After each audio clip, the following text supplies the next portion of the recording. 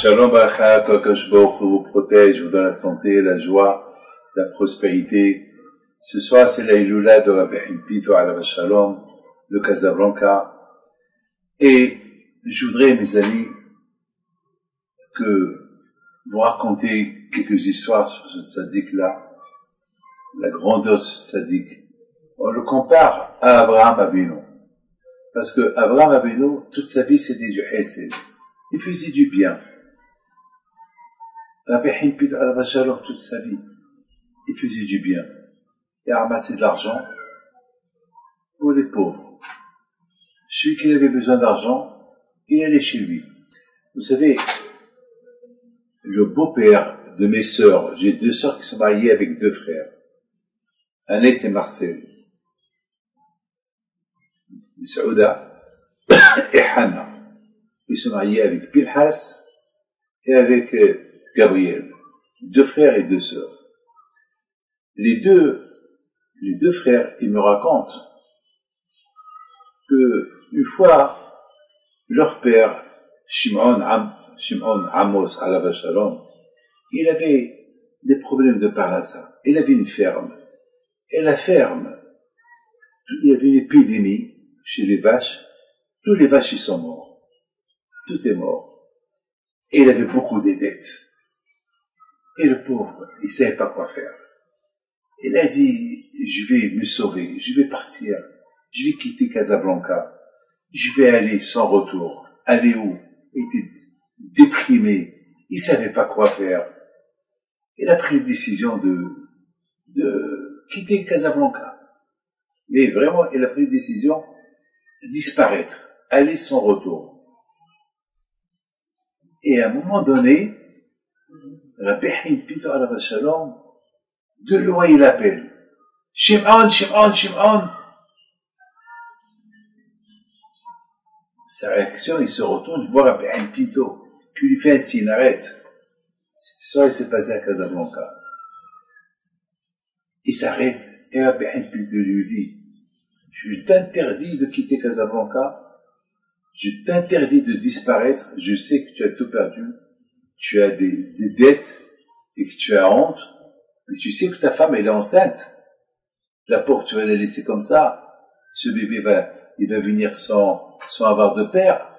Tu retournes chez toi. Voilà, je te donne un peu d'argent. Tu commences à faire du commerce. Après, tu me les rends. Mes amis, il lui a dit, attention, je saurai si tu quittes. Tu retournes tout de suite. Mes beaux-frères, ils me racontent. C'est cette discussion que Rabbi Pito a eu avec leur père. Ça lui a donné le courage. Il est retourné. Il dit à sa femme, tu es enceinte? Il lui dit, je sais pas. Eh bien, Rabbi Pito m'a dit que tu es enceinte. Eh bien, Rabotaï, elle était enceinte. Et il a eu un garçon. Et il a commencé à faire des affaires. Il a commencé à réussir. Il a payé ses dettes.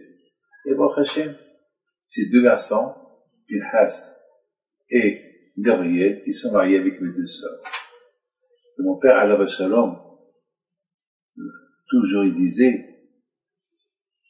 nous disait, lorsqu'il voyait ces deux beaux-fils, au départ, ils lui ont dit, est-ce que ça va marcher, deux frères et deux sœurs? Alors, mon père, il répondait, avec l'histoire que Rabbi Pito il a eu avec leur père, Shimon, ça ne peut que marcher. Voilà, c'est une histoire de Rabbi Pito, combien il cherchait à faire du bien. Et lorsqu'il voyait quelqu'un dans le danger, alors il était là pour le soulager. Mes amis, Abraham Avinu Alav Shalom, toute sa vie, c'était du bien. À tel point que la Torah elle dit que le monde a été créé grâce à Abraham Avinu. La question se pose. Pourquoi Abraham Avinu? Pourquoi le monde a été créé grâce à Abraham Avinu? Le monde a été créé grâce au tzadikim, grâce à la Torah. C'est écrit Abraham. Eh bien, mes amis, à quoi ça sert un monde où il n'y a pas du bien? Abraham Avinu, c'était le premier que toute sa vie c'était que du bien. Faites du bien. À tel point. Donc, si l'un n'aide pas l'autre, le monde va craquer. Il faut du hesed. Sans hesed, le monde ne peut pas marcher, ne peut pas tenir. Regardez mes amis, Baruch Hashem, combien de fois, moi, je remercie à Kadosh Baruch Hu, que Baruch Hashem, j'ai étudié la Torah à la Yeshiva. Mais il y avait quelqu'un qui m'a aidé. Parce qu'à cette époque-là, mon père, il n'avait pas d'argent pour m'envoyer, moi et mon frère Rabbi Haïm, à la Yeshiva. Il n'avait pas d'argent. Comme je vous ai dit, mon père était pauvre. Il n'avait rien du tout. Il avait de quoi vivre. Vivre en difficulté. Vous savez, c'est quoi, je me rappelle, les Shabbatot qu'on passait à la maison, je me rappelle, j'avais 4 ans, 5 ans, 6 ans. Il y avait quoi? Il y avait que un petit morceau de pain, une soupe, c'est tout, hein. Le matin, je me rappelle une petite tranche de pain avec un peu de beurre. C'est tout. On n'avait pas, il n'y avait pas de frigidaire, on n'avait pas de, vous savez que ma mère, ça lui prenait 2 heures pour cachériser la maison, avant Pessah. Parce qu'il n'y a rien. Il n'y avait que une table, des lits, et c'est tout, hein. Je me rappelle encore la cuisine, des vides. Pas de frigidaire, pas de gaz, rien du tout. Mes amis.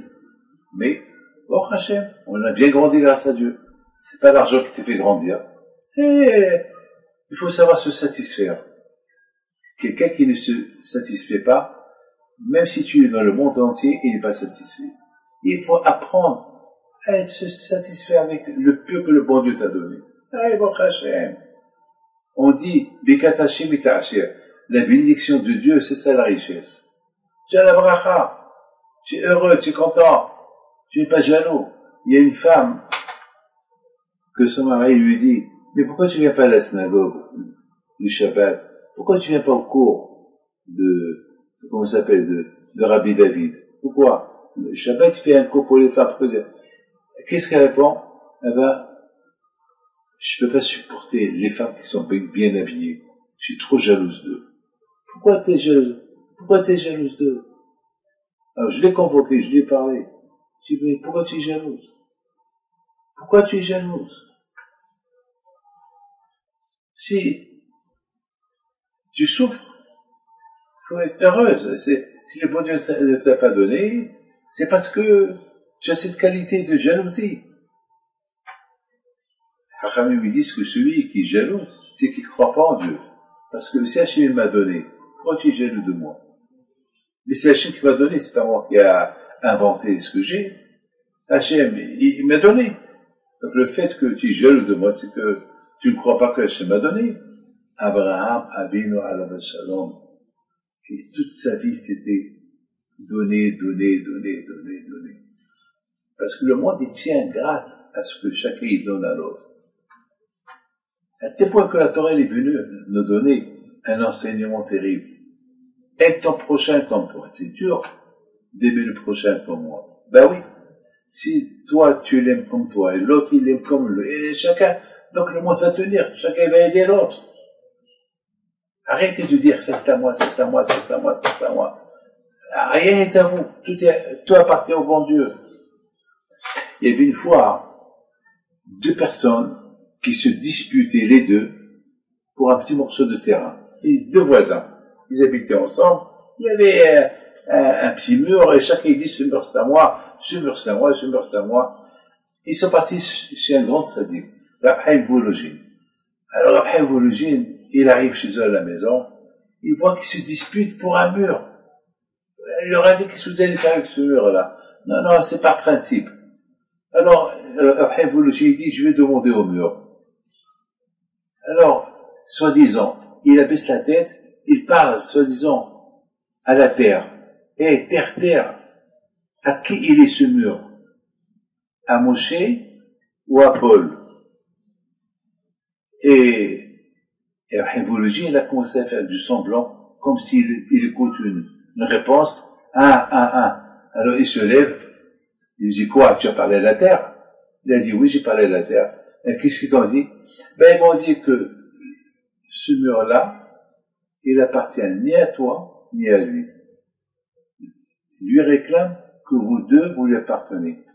Un jour, vous allez mourir, vous allez partir dans la terre. Donc, rien n'est à vous. Mes amis, rien n'est à nous. Vous savez, mes amis, je vais vous dire quelque chose grave. On dit que la personne, il a 3 copains dans la vie. 3 copains dans la vie. Et lorsque... C'est quoi ces copains-là? L'argent et la famille et la Torah, les mitzvot. Maintenant, lorsque la personne, avant de mourir, il commence à parler à l'argent. Argent, argent, je t'en prie, je veux pas mourir. Toute ma vie, j'ai couru pour toi.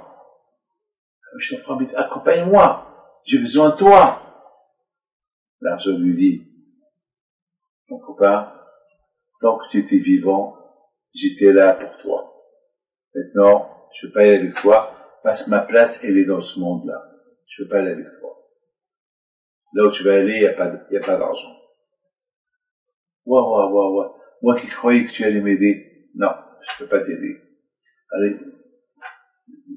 La personne, la Neshama, il se dirige vers sa femme et ses gosses. Ma femme, mes enfants, venez avec moi. Il va dire, non, on va t'accompagner jusqu'au cimetière. Mais pas plus. Mais on a vécu ensemble. Oui, tant que tu étais vivant, on a vécu ensemble. Maintenant, au cimetière, jusqu'à la tombe, on t'accompagne. Alors, qui va m'accompagner? Torah, tu peux m'accompagner? Et la Torah, si ce monsieur-là, il a la Torah dans ses mains, et les mitzvot dans ses mains, alors il va dire, moi, je vais t'accompagner jusqu'au ciel. Et Allah, comme que la Torah dit, que heureux celui qui arrive dans l'autre monde, et il a la Torah et les mitzvot dans ses mains, le hesed dans ses mains. Aïe. Rien nous accompagne après 120 ans. Ni l'argent, ni le copain, ni la famille, ni personne. Que les mitzvot qu'on a fait. Oui, mes amis. Abraham Avinu alav shalom, il nous apprend cette qualité de hesed pour maintenir le monde construit. Malheureusement, aujourd'hui, il y a beaucoup de guerres. Des milliards d'argent qui sont brûlés pour les armes. Et malheureusement, il y a beaucoup de gens qui crèvent. Ils ont faim, ils n'ont pas de manger. Dommage, au lieu de courir pour soutenir tous ces pauvres, les pauvres, et l'argent est brûlé pour les armes, pour un ego. Chacun, et à la fin, il y a des morts. Il y a même aucun ne profite. Aucun ne profite. Les gens qui meurent, ces gens-là, ils vivent, on leur donne l'argent pour vivre.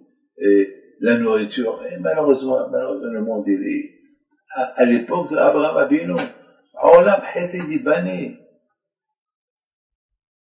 Il a construit le monde à régner la paix, avec le Hesed qu'il faisait. La guerre, c'est pas bien. La guerre, c'est pas du Hesed. C'est pas du bien. Ça fait du bien à personne. Ça fait que du mal. Et chacun, il a ses arguments, mais total, si tout le monde s'assoit, ils vont trouver que, dommage, il y a la guerre pour rien. Alors qu'on pouvait construire le monde, on pouvait le construire. Le monde est construit avec le bien. Et c'est ça, Abraham Avinu. Mais mes amis, dans la paracha de cette semaine, il y a quelque chose de magnifique. Dans la paracha de cette semaine, la Torah nous parle qu'une fois qu'Abraham Avinu a fait la circoncision, la Brit Mila, il s'est passé que, voilà, Hachem, il a vu qu'Abraham Avinu était souffrant, c'était vieux, il avait 100 ans, lorsqu'il a fait la Brit Mila. il avait la souffrance. 100 ans, ça dit qu'Abraham Avinu, maintenant il est devenu, il était attaché aux 10 sphères. Chaque sphère, elle a 10 sphères, en tout 100 sphérotes. Ça veut dire, il était attaché avec Dieu lui-même. Ça veut dire, maintenant il est devenu, Merkava Akadosh Baruch Hu, maintenant il est devenu un homme de Dieu. Le jour qu'il a fait avec lui là. Alors Hachem, il a voulu qu'il se repose. Mais Abraham Avinu n'était pas bien. Il n'était pas bien dans sa peau. Il a envoyé les Ezer, va chercher des invités. Il est Ezer, il retourne. Il a dit, j'ai trouvé personne. Abraham Avinu a dit, peut-être, lui aussi, il a mal cherché parce lui aussi, il a fait avec lui. Là, il a mal, peut-être il a mal cherché. Alors Abraham Avinu, qu'est-ce qu'il fait? Il s'assoit à la porte de la tente. Et Hachem, il a porté un soleil pour que personne ne vienne le déranger. Et Abraham Avinu n'était pas content, il n'était pas bien. Alors quand je vois, il a envoyé trois personnes. Mes amis, 3 personnes. Et au même moment, Hachem, il va apparaître à Abraham Avinu. Abraham Avinu, il ne sait pas quoi faire. Il y a Hachem qui veut lui parler, et il y a 3 personnes qui sont là, dans le soleil. Peut-être ils ont faim, peut-être, vous savez, il peut pas, et lui, c'est dans son sang, aider les autres. C'est, la qualité d'Abraham Avinu, c'est du Hesed. Il ne sait pas quoi faire. Il dit, Hachem, je t'en prie, Hachem, aide-moi. Il dit, en quoi tu veux que je t'aide? Attends-moi, je ne peux pas te parler maintenant, je dois courir vers ces gens-là, les aider. Mes amis, je ne comprends pas. Imaginez-vous qu'il y a un roi qui vient vous voir. Au même moment, il y a un pauvre qui vient vous voir. Chez qui vous allez le premier? Chez le roi. Moi, c'est ce que j'aurais fait, peut-être. Alors, comment Abraham, maintenant qu'il devient ami avec Hachem, maintenant qu'il devient, après la Brit Mila, c'est maintenant qu'il fait une cassation avec le bon Dieu. Il dit au bon Dieu, excuse-moi, attends-moi. Quoi, le bon Dieu va t'attendre? Il n'a rien à faire pour t'attendre. Et on a vu que Abraham Avinu, alav shalom, il est parti vers les gens. Je vous pose une question. Comment Abraham Avinu, il a pu faire une chose pareille? Mais on a vu que Hachem, il s'est pas énervé. Hachem, il aurait pu claquer la porte. Quoi? Moi, je viens chez toi, et toi, tu te sauves, tu vas aller chez des pauvres. Ah. Mes amis, quand Hachem était heureux, était content. Pourquoi? Hachem, exprès, il a voulu tester Abraham. Il a dit, tiens, je vais apparaître chez lui pour lui parler. Au même moment, je vais envoyer des gens qui vont aller chez lui pour leur donner à manger.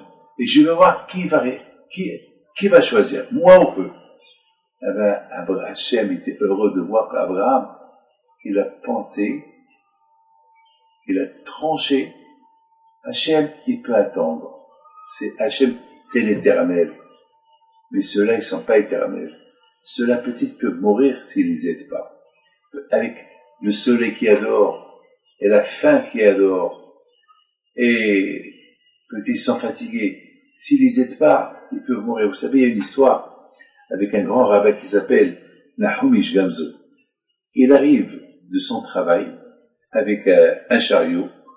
Il a acheté ses achats. Il y a un pauvre qui vient chez lui. Il lui dit, Monsieur le rabbin, j'ai faim. Il lui dit, je t'en prie, tu attends. Le temps que je déballe, je te donne à manger. Et le temps qu'il déballe, le monsieur, il meurt. Et Nahum Ish Gamzo, il s'est accusé que c'est lui qui a tué ce monsieur-là. Pourquoi je ne l'ai pas donné à manger? Donc Abraham Avinu, pareil. Il avait peur que ces gens-là, ils meurent de faim, de soif. C'est pour ça qu'il a dit à Hachem, je prie, attends, et Hachem était content qu'il a fait le bon choix. Dans la vie, il faut savoir toujours faire un bon choix. Les amis, il y a des gens qui font des bons choix, il y a des gens qui font des mauvais choix. Par exemple, pour faire Shabbat, il y a des gens qui ne dépensent pas d'argent pour Shabbat. Mais pour des bêtises, ils vont dépenser un argent fou. Mais c'est Shabbat le plus important. Il y a des gens, mes amis, qui vont dépenser un argent fou pour la bar mitzvah, mais pour acheter une paire de filines à leur fils, vont acheter une paire de filines pas chère. Ils vont dépenser jusqu'à $50,000 pour la décoration, $50,000 pour le chanteur, $200,000 de manger et $150 pour une paire de filines, alors qu'ils peuvent se permettre d'acheter une belle paire de filines de $500 à leur fils. Ça, c'est le mauvais choix.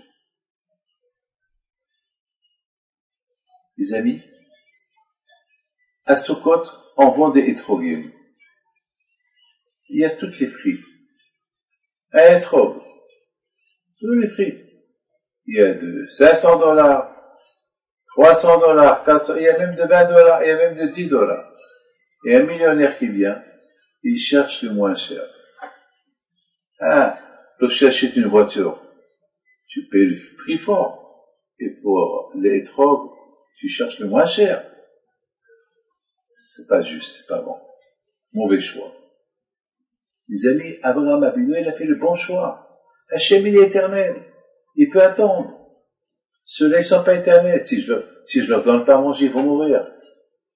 Les amis, de plus, chaque être humain, juif ou pas juif, il a l'image de Dieu.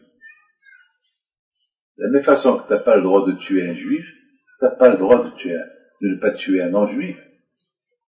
C'est une erreur de dire, comme tu n'as pas le droit de voler à un juif, t'as pas le droit de voler à un non-juif. Comme tu peux pas faire du mal à un juif, comme ça tu n'as pas le droit de faire du mal à un non-juif.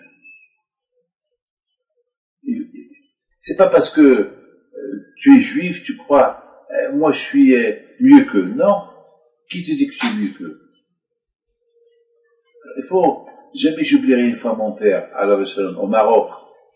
Jamais j'oublierai que lorsqu'on est parti je le conduisais pour aller à Essaouira, et voilà, on s'est arrêté dans une petite ville sur le chemin, et puis il y avait là-bas un quart des juifs pèlerins, qui viennent ils viennent de pèlerinage. Il y avait là-bas des pauvres. Et alors, lorsqu'ils ont vu mon père, ils m'ont vu moi, c'était moi qui conduisais la voiture, ils sont venus chez mon père demander la tzedaka. Au même moment, il y a eu deux Marocains qui eux aussi sont venus demander la tzedaka. Mon père me dit, David, tu donnes aux Marocains en premier, après tu donnes aux Juifs. Et j'ai dit à mon père, papa, pourquoi? Et après je te dirai. Donc j'ai donné, alors les Juifs, ils ont voulu recevoir les premiers. Moi, j'ai fait ce que mon père m'a dit. Donner, après les Juifs, lorsque je leur ai donné, ils ont dit, ajoute-nous un peu. Alors mon père me dit, alors si je leur ajoute, tu ajoutes aux autres aussi, aux Marocains aussi. Pour ne pas qu'ils disent, pourquoi tu as ajouté qu'aux Juifs? C'est extraordinaire. Alors j'ai demandé à papa, pourquoi tu me dis ça? Pourquoi tu as fait ça? Il me dit, mon fils, n'oublie pas, on est chez eux, on est marocains, mais avant on n'était pas au Maroc, on était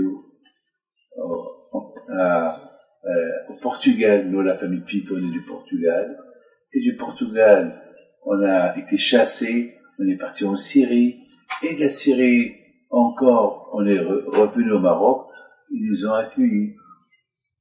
Tous ces Juifs qui sont au Maroc, ils ont été accueillis par les Marocains. Donc, la reconnaissance. Et en plus, il ne faut pas qu'eux y croient qu'on préfère les autres mieux qu'eux. Je dis, papa, très bien. Donc, Abraham Avinu, c'était comme ça. À l'époque de Abraham Avinu, il n'y avait pas de Juifs. Tout le monde, il n'y avait que le monde. Il y avait aucune religion, il n'y avait que des idolâtres.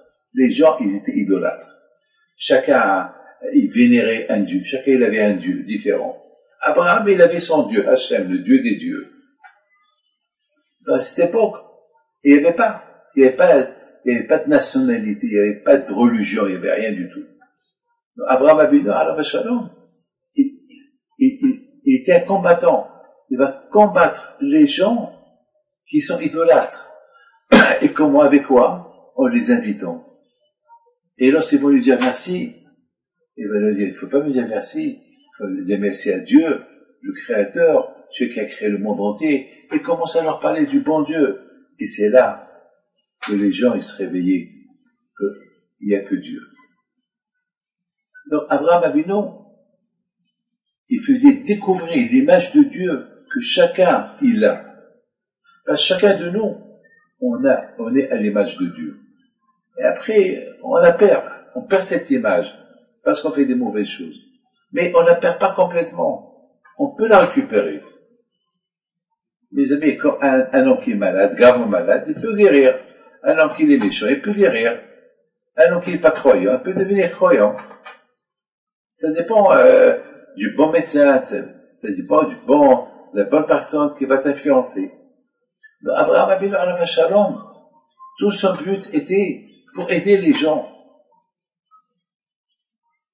Donc Akash Baruch Hu, il s'est pas énervé sur lui. Parce que Hachem ici qu'Abraham, il aide les gens pour les rapatrier vers Hachem. Donc c'est Hachem, il peut pas s'énerver. Justement, Hachem, il a testé Abraham. Il a voulu voir qu'est-ce qu'il va choisir Abraham.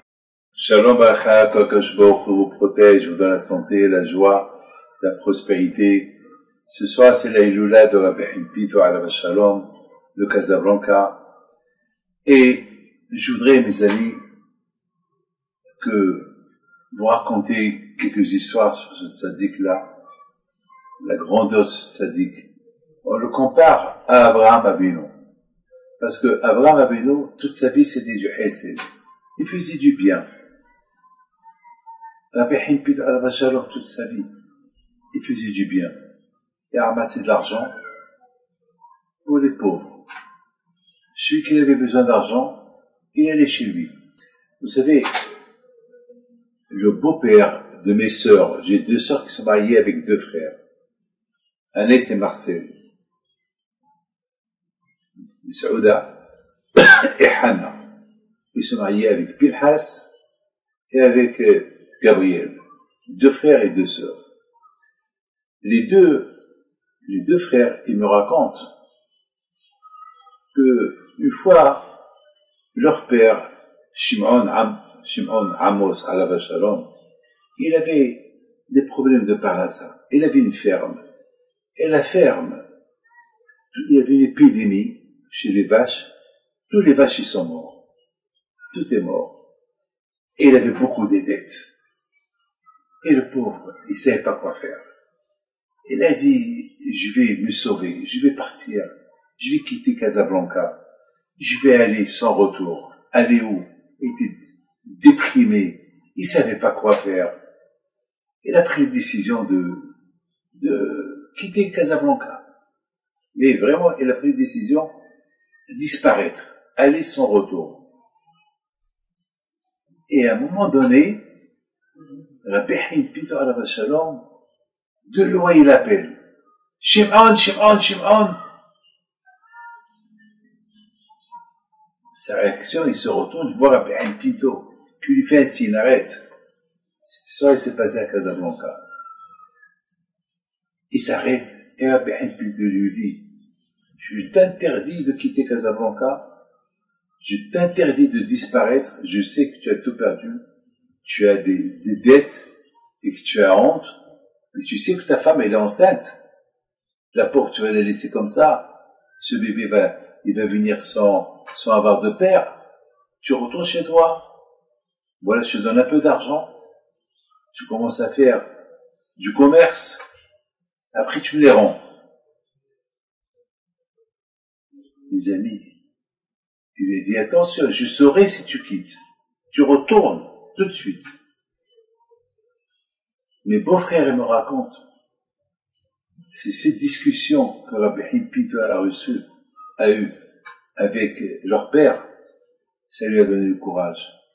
Il est retourné. Il dit à sa femme, tu es enceinte? Il lui dit, je sais pas. Eh bien, Rabbi Pito m'a dit que tu es enceinte. Eh bien, Rabotaï, elle était enceinte, et il a eu un garçon. Et il a commencé à faire des affaires, il a commencé à réussir, il a payé ses dettes, et Baruch Hashem, ces deux garçons, Pinhas et Gabriel, ils sont mariés avec mes deux sœurs. Et mon père, Alav Shalom, toujours il nous disait, lorsque vous voyez ces deux beaux-fils, au départ, ils lui ont dit, est-ce que ça va marcher, deux frères et deux sœurs? Alors, mon père, il répondait, avec l'histoire que Rabbi Haim Pito il a eue avec leur père, Shimon, ça ne peut que marcher. Voilà, c'est l'histoire de Rabbi Haim Pito, combien il cherchait à faire du bien. Et lorsqu'il voyait quelqu'un dans le danger, alors il était là pour le soulager. Mes amis, Abraham Abinu alav shalom, toute sa vie, c'était du bien. À tel point que la Torah elle dit que le monde a été créé grâce à Abraham Abinu. La question se pose, pourquoi Abraham Abinu? Pourquoi le monde a été créé grâce à Abraham Abinu? Le monde a été créé grâce au tzadikim, grâce à la Torah. C'est écrit Abraham. Ben, mes amis, à quoi ça sert un monde où il n'y a pas du bien? Abraham Abinu, c'était le premier que toute sa vie c'était que du bien, faire du bien. À tel point. Donc, si l'un n'aide pas l'autre, le monde va craquer. Il faut du hesed. Sans hesed, le monde ne peut pas marcher. Il ne peut pas tenir. Regardez mes amis, Baruch Hashem, combien de fois, moi, je remercie à Kadosh Baruch Hu que Baruch Hashem, j'ai étudié la Torah à la Yeshiva. Mais il y avait quelqu'un qui m'a aidé. Parce qu'à cette époque-là, mon père, il n'avait pas d'argent pour m'envoyer, moi et mon frère Rabbi Haïm, à la Yeshiva. Il n'avait pas d'argent. Comme je vous ai dit, mon père était pauvre. Il n'avait rien du tout. Il avait de quoi vivre. Vivre en difficulté. Vous savez, c'est quoi? Je me rappelle les Shabbatot qu'on passait à la maison. Je me rappelle, j'avais 4 ans, 5 ans, 6 ans. Il y avait quoi? Il y avait que un petit morceau de pain, une soupe, c'est tout, hein. Le matin, je me rappelle une petite tranche de pain avec un peu de beurre. C'est tout. On n'avait pas, il n'y avait pas de frigidaire, on n'avait pas de, vous savez que ma mère, ça lui prenait 2 heures pour cachériser la maison, avant Pessah. Parce qu'il n'y a rien. Il n'y avait que une table, des lits, et c'est tout, hein. Je me rappelle encore la cuisine, des vides. Pas de frigidaire, pas de gaz, rien du tout. Mes amis. Mais, Baruch Hashem, on a bien grandi grâce à Dieu. C'est pas l'argent qui te fait grandir. Il faut savoir se satisfaire. Quelqu'un qui ne se satisfait pas, même si tu es dans le monde entier, il n'est pas satisfait. Il faut apprendre à se satisfaire avec le peu que le bon Dieu t'a donné. Baruch Hashem. On dit, la bénédiction de Dieu, c'est ça la richesse. Tu as la bracha. Tu es heureux, tu es content. Tu n'es pas jaloux. Il y a une femme que son mari lui dit, mais pourquoi tu viens pas à la synagogue du Shabbat? Pourquoi tu viens pas au cours comment ça s'appelle, de Rabbi David? Pourquoi? Le Shabbat, il fait un cours pour les femmes. Qu'est-ce qu'elle répond? Eh ben, je peux pas supporter les femmes qui sont bien habillées. Je suis trop jalouse d'eux. Pourquoi t'es jalouse d'eux? Alors, je l'ai convoqué, je lui ai parlé. Je lui ai dit, pourquoi tu es jalouse? Pourquoi tu es jalouse?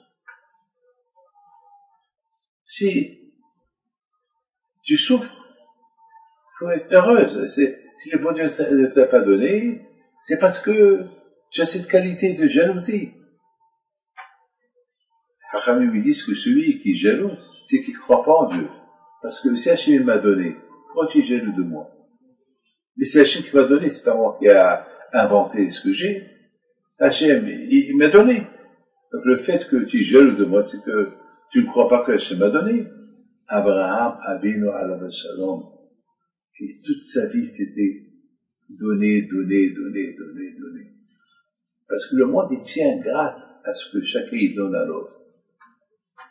À tel point que la Torah est venue nous donner un enseignement terrible. Aime ton prochain comme toi. C'est dur d'aimer le prochain comme moi. Ben oui. Si toi, tu l'aimes comme toi, et l'autre, il l'aime comme lui, et chacun, donc le monde va tenir. Chacun va aider l'autre. Arrêtez de dire, ça c'est à moi, ça c'est à moi, ça c'est à moi, ça c'est à moi. Rien n'est à vous. Tout appartient au bon Dieu. Il y avait une fois deux personnes qui se disputaient les deux pour un petit morceau de terrain. Et deux voisins. Ils habitaient ensemble. Il y avait un petit mur et chacun dit ce mur c'est à moi, ce mur c'est à moi, ce mur c'est à moi. Ils sont partis chez un grand sadique, Rav Chaim Volojin. Alors Rav Chaim Volojin, il arrive chez eux à la maison, il voit qu'ils se disputent pour un mur. Il leur a dit qu'est-ce que vous allez faire avec ce mur-là. Non, non, c'est par principe. Alors, après, il dit, je vais demander au mur. Alors, soi-disant, il abaisse la tête, il parle, soi-disant, à la terre. Eh, terre, terre, à qui il est ce mur? À Moshe ou à Paul? Et après, il a commencé à faire du semblant, comme s'il écoute une réponse. Alors, il se lève, il dit quoi, tu as parlé à la terre? Il a dit oui, j'ai parlé à la terre. Et qu'est-ce qu'ils t'ont dit? Ben, ils m'ont dit que ce mur-là, il appartient ni à toi, ni à lui. Il lui réclame que vous deux, vous lui appartenez. Un jour, vous allez mourir, vous allez partir dans la terre. Donc, rien n'est à vous. Mes amis, rien n'est à nous. Vous savez, mes amis, je vais vous dire quelque chose grave. On dit que la personne, il a 3 copains dans la vie. 3 copains dans la vie. Et lorsque... C'est quoi ces copains-là? L'argent. Et la famille. Et la Torah. Les mitzvot. Maintenant, lorsque la personne, avant de mourir, il commence à parler à l'argent. Argent, argent, je t'en prie, je veux pas mourir. Toute ma vie, j'ai couru pour toi. Je t'en prie, accompagne-moi. J'ai besoin de toi. L'argent lui dit, mon copain, tant que tu étais vivant, j'étais là pour toi. Maintenant, je veux pas aller avec toi, parce que ma place, elle est dans ce monde-là. Je veux pas aller avec toi. Là où tu vas aller, il y a pas d'argent. Ouah. Moi qui croyais que tu allais m'aider. Non, je peux pas t'aider. Allez. La personne, la neshama, il se dirige vers sa femme et ses gosses. Ma femme, mes enfants, venez avec moi. Il va dire, non, on va t'accompagner jusqu'au cimetière. Mais pas plus. Mais on a vécu ensemble. Oui, tant que tu étais vivant, on a vécu ensemble. Maintenant, au cimetière, jusqu'à la tombe, on t'accompagne. Alors, qui va m'accompagner? Torah, tu peux m'accompagner? Et la Torah, si ce monsieur-là, il a la Torah dans ses mains, et les mitzvot dans ses mains, alors il va dire, moi, je vais t'accompagner jusqu'au ciel. Comme que la Torah dit, que heureux celui qui arrive dans l'autre monde, et il a la Torah et les mitzvot dans ses mains, le hesed dans ses mains. Aïe. Rien ne nous accompagne après 120 ans. Ni l'argent, ni le copain, ni la famille, ni personne. Que les mitzvot qu'on a fait. Oui, mes amis.